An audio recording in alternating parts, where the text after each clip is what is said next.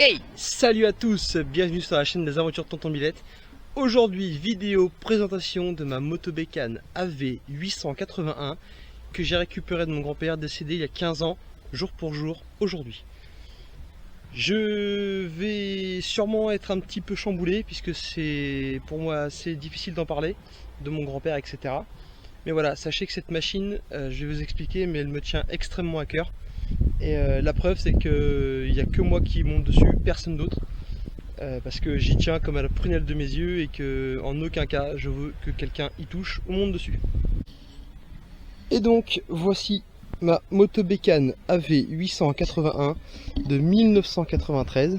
Donc roue arrière 1993, roue avant 1993 et sur le carbu 1993. Et en plus ça correspond bien à l'achat de mon grand-père qui l'a acheté en mars 93 dans un petit magasin à Caen.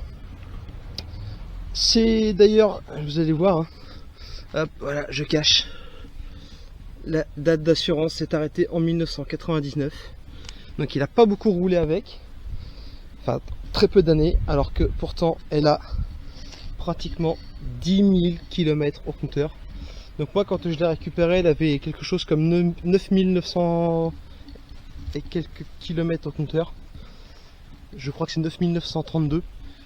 Et donc voilà. C'est une... je suis désolé, hein, c'est un petit peu émotif pour moi.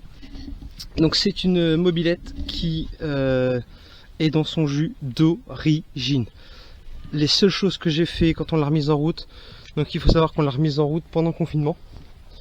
Comme beaucoup, on a rangé le garage, etc. Ça faisait plus d'une dizaine d'années qu'elle était dans mon garage stockée, à l'abri sous une couverture, etc.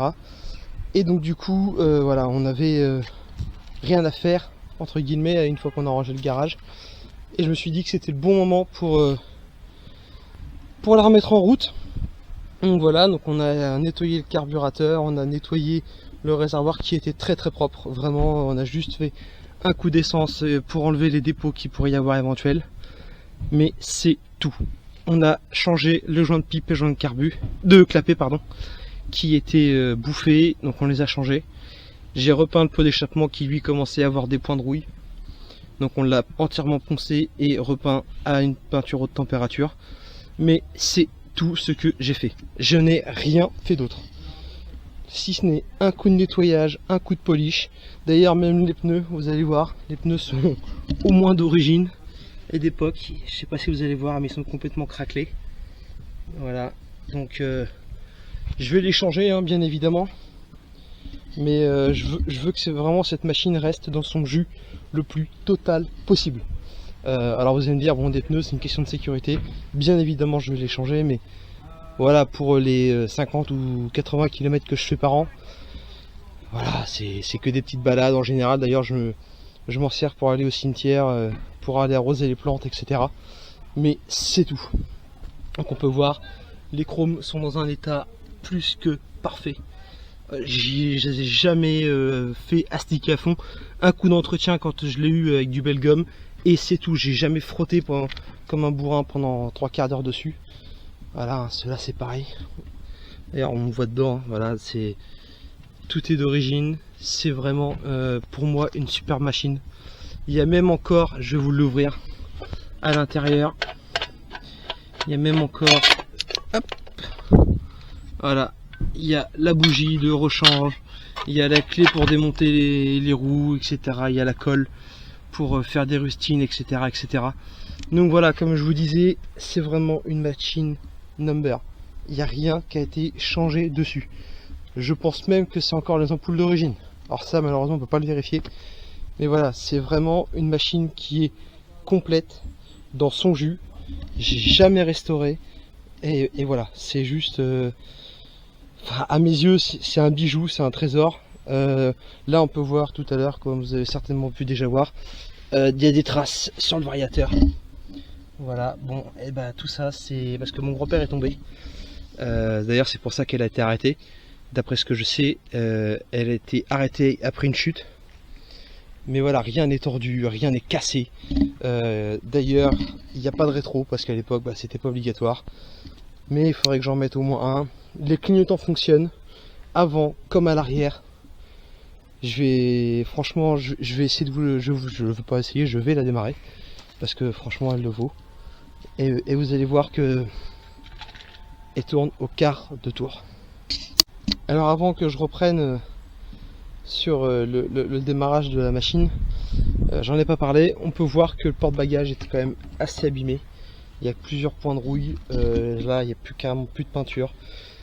Là c'est pareil, et c'est tout simplement parce que mon grand-père, c'était son seul moyen de locomotion. Il y avait des sacoches en cuir qui sont vraiment trop abîmées.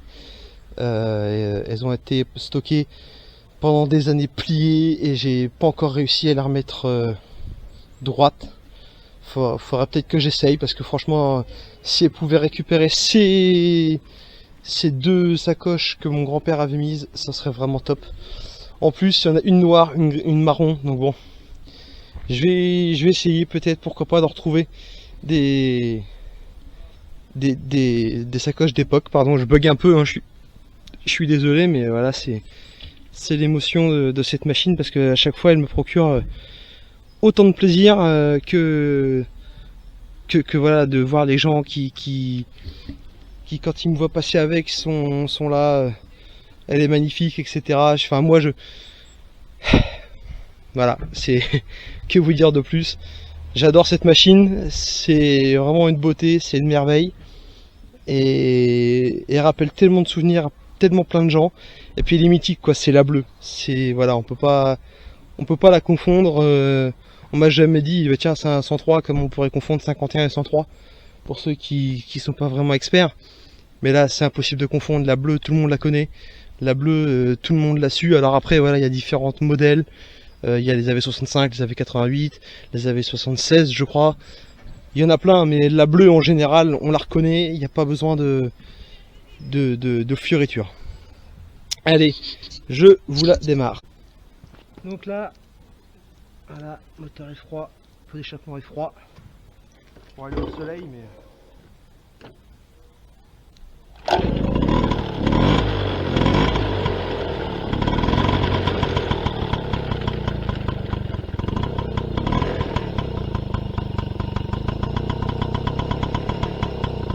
Voilà.